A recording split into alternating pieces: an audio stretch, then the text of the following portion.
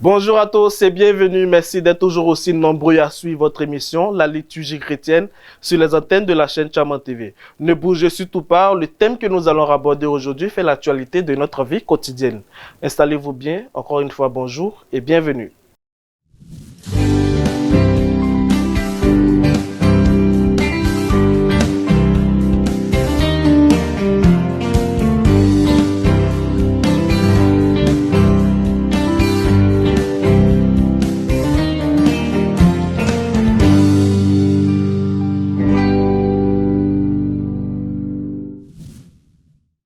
Dans un monde en quête de repères spirituels et de guides authentiques, le rôle d'un pasteur apparaît comme une mission incontournable au sein de la communauté chrétienne, chargée de conduire, d'enseigner et d'accompagner. Il n'est pas seulement un pasteur de la parole, mais aussi un témoin vivant qui inspire et façonne les croyants dans leur marche avec le Christ. Et aujourd'hui, nous écouterons le révérend prédicateur Osho Arsène de l'église ariste du village d'Akwedo qui a répondu gentiment à notre invitation pour le résumé de son homélie qui a pour thème le rôle primordial du pasteur dans la croissance des disciples du Christ. Écoutons.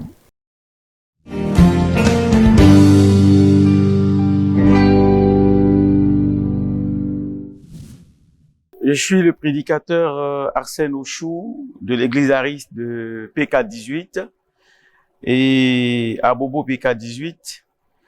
Ce matin, nous avons pour but de parler encore du Seigneur, celui-là même qui fait tout pour nous, celui qui est notre vie également.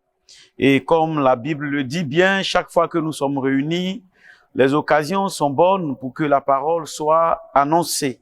C'est dans ce sens-là qu'ensemble, avec le peuple, nous allons donc partager un thème qui aujourd'hui pour nous est un thème d'actualité, et ce thème est intitulé « Le rôle primordial du pasteur dans la croissance des disciples de Christ ».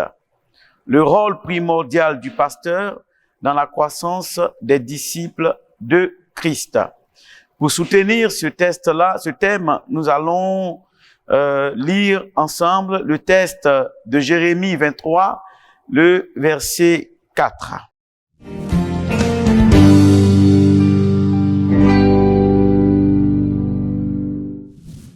Il est écrit en Jérémie 23, le verset 4, « J'établirai sur elle des pasteurs qui les paîtront.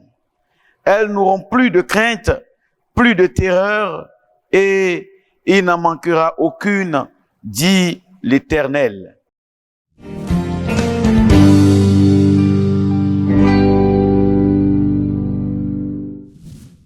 Voici ce que nous dit la Bible en ce qui concerne la vie des pasteurs. Il faut dire que tout simplement, le plan de Dieu pour aider son peuple à grandir, pour aider son peuple à marcher dans la croissance, c'est de trouver des personnes au milieu de ce peuple, de trouver des personnes dans un peuple pour permettre à ces personnes-là d'apporter de leur connaissance sous son contrôle par le Saint-Esprit pour aider ces peuples donc à la croissance spirituelle. Mais aujourd'hui, nous constatons que ces personnes qui doivent au contraire aider le peuple sont les mêmes qui finissent par renverser le peuple pour beaucoup. Et cela devient inquiétant, les raisons pour lesquelles il faut attirer l'attention de tout le monde et sonner la sonnette d'alarme, et c'est ce que nous faisons maintenant. En réalité, le pasteur est défini ou il est comparé généralement à un berger selon les Écritures. Alors, si le pasteur est comparé à un berger selon les Écritures, c'est-à-dire que c'est quelqu'un qui doit prendre soin de ce peuple qui lui a été confié, et donc c'est à lui la charge de conduire le peuple, de le nourrir, de le blanchir, de le protéger et de le soigner. comme la Bible peut bien nous le dire dans le livre de Ézéchiel 34, les versets 21 jusqu'au verset 23. Alors, ceci étant, comme c'est un peuple que Dieu lui-même s'est formé, c'est Dieu qui connaît son peuple, voilà pourquoi Dieu prend lui-même l'engagement de choisir les pasteurs. Ce n'est pas dans les normes les hommes qui font le choix des hommes de Dieu ou des pasteurs, mais c'est Dieu lui-même qui, connaissant son peuple, connaissant le cœur de son peuple, choisit le pasteur, afin que ce pasteur puisse apporter ce que le Seigneur a prévu pour le peuple. C'est pourquoi il a déclaré dans Deutéronome 18, le verset 18, que je choisirai parmi vous un prophète en qui je dirai des choses et il vous dira la même chose que je vous ai dite. Et il a dit aussi dans le livre de Actes 26, le verset 17, il dit que je t'ai établi au milieu de ce peuple où je t'ai choisi, afin que tu puisses aller apporter la lumière à ce peuple et que le peuple ne soit pas perdu, mais que le peuple soit éclairé. Et il était en train de dire cela à Paul. C'est pour dire combien de fois le pasteur est un élément important aux yeux de Dieu vis-à-vis du peuple que Dieu s'est formé. Mais malheureusement, dans beaucoup de communautés aujourd'hui, le choix du pasteur n'est pas fait selon le plan de Dieu. Soit les hommes décident d'eux-mêmes, selon ce qu'ils ont en tête, selon leur volonté, selon leur désir, de choisir un pasteur comme ils veulent, sans tenir compte de la volonté de Dieu. Et beaucoup de pasteurs sont choisis parce que ils savent bien s'exprimer. D'autres sont choisis parce qu'ils sont beaux. D'autres sont choisis parce que les conditions sociales sont réunies. D'autres sont choisis parce que il y a un lien qui leur permet de les choisir. Et tous ces choix qui sont faits, qui ne sont pas sur le plan, selon le plan de Dieu, finissent par fournir à nos églises des pasteurs qui n'ont ni la connaissance, des pasteurs qui n'ont ni la sagesse spirituelle, ni l'intelligence spirituelle, mais qui sont amenés à conduire un peuple et des grands peuples. Or, ils n'ont pas la capacité pour conduire ces peuples-là. Malheureusement, nous sommes obligés de le dire, ce qui ne devrait pas être, mais nous sommes obligés de le dire parce que c'est ce que nous vivons dans les communautés aujourd'hui. Chers frères et sœurs, à regarder à cela, si les pasteurs sont mauvais quelque part, si le peuple souffre à cause des pasteurs quelque part, c'est que certainement les conditions pour que les hommes deviennent des pasteurs ne sont pas respectées, ou certainement, si ces conditions sont respectées, le caractère des pasteurs eux-mêmes n'ont pas donc le bon caractère qu'il faut. C'est dans ce sens-là que, chers frères et sœurs, nous allons discuter ensemble des caractères et les conditions qui donnent de mauvais pasteurs au milieu d'un peuple. Faut dire que beaucoup de pasteurs sont pasteurs aujourd'hui à cause des réalités sociales de la vie. Beaucoup parce que ils ont fait soit des échecs, soit ils n'ont plus d'opportunités pour pouvoir trouver un travail, soit les conditions de vie réunies à leur côté ne leur permettent pas de vivre heureux, alors de vivre de façon aisée, alors ils cherchent des opportunités, des portes de sortie et ils viennent s'accrocher à la fonction du pasteur, ce qui ne doit pas être le cas.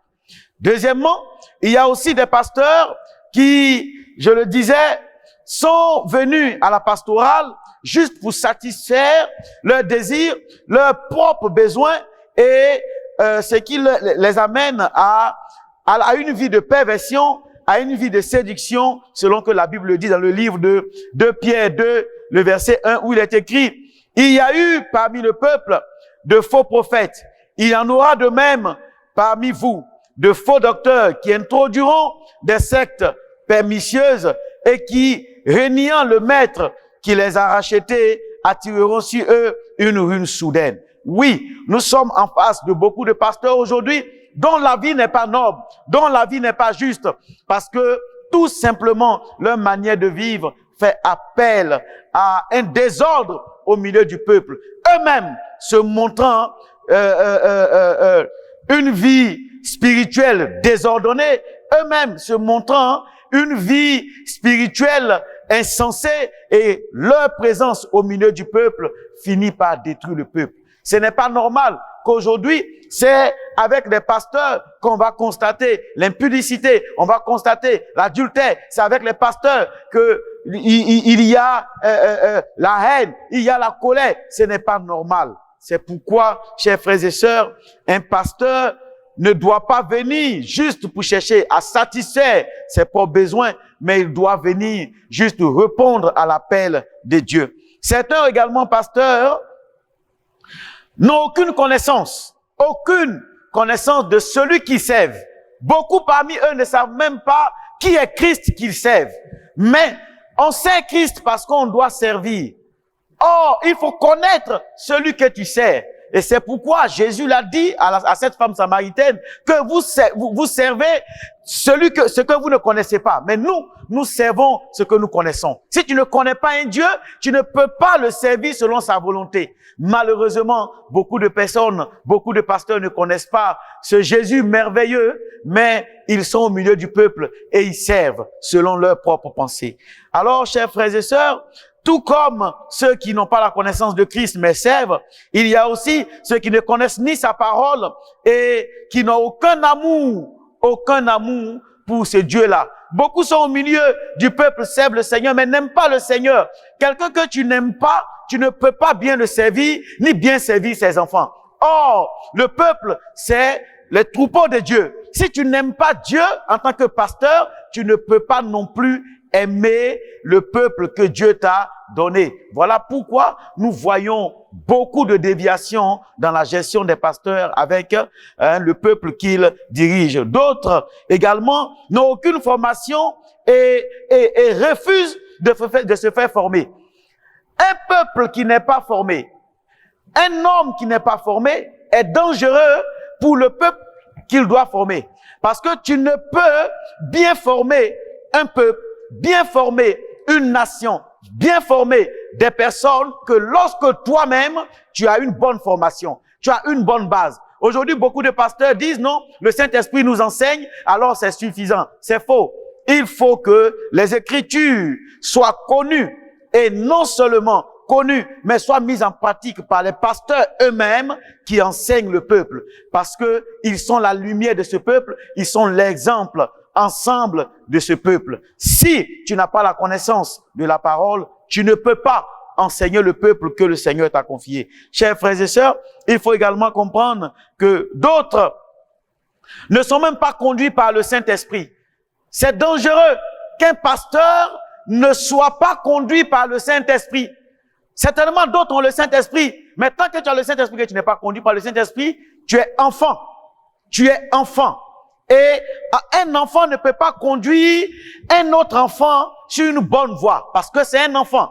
Mais quand c'est une personne âgée, la personne sait comment conduire un enfant. Voilà pourquoi, en tant que pasteur, on ne doit pas simplement se contenter d'avoir le Saint-Esprit, mais on doit être conduit par l'Esprit Saint, selon que la Bible dit dans Romains 8, le verset 14. Parce que quiconque est conduit par l'Esprit Saint reçoit les choses de Dieu. Et quand il reçoit les choses de Dieu, il conduit maintenant le peuple en fonction de ce que le Seigneur lui recommande. Donc, nous tous, en tant que pasteurs, nous devons faire cet effort de nous laisser conduire par le Saint-Esprit pour ne pas que nous soyons dans la déviation en conduisant le peuple, chers frères et sœurs. Cela est important et très important. On peut vérifier cela aussi dans Hébreux 5, le verset 12-13, qui compare ceux qui ne sont pas conduits par le Saint-Esprit à des enfants, à des bébés, parce qu'ils ne peuvent vraiment rien apporter au peuple. Alors, chers frères et sœurs, nous devons retenir tout simplement, si un pasteur qui se dit pasteur aujourd'hui, qui n'a pas de vie de prière, qui n'a pas de vie de sanctification, il ne peut rien apporter au peuple de Dieu, mais seulement il ne fera que le garer. Alors nous demandons ainsi à tous ces pasteurs, à toutes ces personnes qui ont pris la décision, que ce soit d'elles-mêmes, que ce soit selon le plan de Dieu, mais qui sont déjà dans le ministère, de tout faire pour que leur travail au milieu du peuple ne les glorifie pas, mais glorifie Jésus. Et que ce travail, la tâche qu'ils ont de conduire le peuple, cette tâche doit les amener aussi à un jugement. C'est pourquoi la Bible dit que ceux qui enseignent sont jugés doublement. Et alors, un pasteur ne doit pas jouer avec la vie, lui-même sa vie et la vie du peuple. Parce que c'est en fonction de ce qu'il enseigne qu'il est jugé et en fonction aussi de ce qu'il vit lui-même, il est jugé. Chers frères et sœurs, nous devons comprendre que la manière dont, en tant que berger, nous conduisons le peuple, c'est en fonction que Dieu réagit sur notre vie. Voilà pourquoi nous terminons pour dire que selon Ézéchiel 34, le verset 8 à 10, la Bible dit, « Je suis vivant, dit le Seigneur, l'Éternel, parce que mes brebis sont au pillage et qu'elles sont devenues la proie de toutes les bêtes des champs, faute de pasteurs, parce que mes pasteurs ne prennent aucun souci de mes brebis, qu'ils se paissent eux-mêmes et ne faisaient point paître mes brebis. À cause de cela, pasteur, écoutez la parole de l'Éternel. Ainsi parle le Seigneur. Voici, j'en veux au pasteur. Je reprendrai mes brebis d'entre leurs mains. Je les laisserai plus paître mes brebis. Ils ne se paîtront plus eux-mêmes. Je délivrerai mes brebis de leur bouche et elles ne seront plus pour eux une proie. Que la main du Seigneur qui nous donne l'intelligence de comprendre que sa parole au milieu du peuple doit l'éclairer, aide tout pasteur qui aujourd'hui semble être égaré, revenir dans la main du Seigneur et au milieu du peuple selon la conduite du Saint-Esprit. Que la paix du Seigneur soit avec tout le peuple. Amen.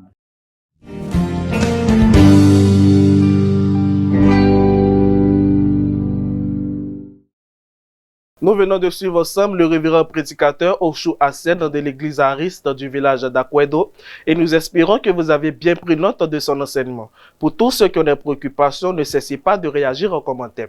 Et pour ceux qui aimeraient participer à l'émission, vous pouvez contacter le numéro qui s'affiche au bas de votre écran.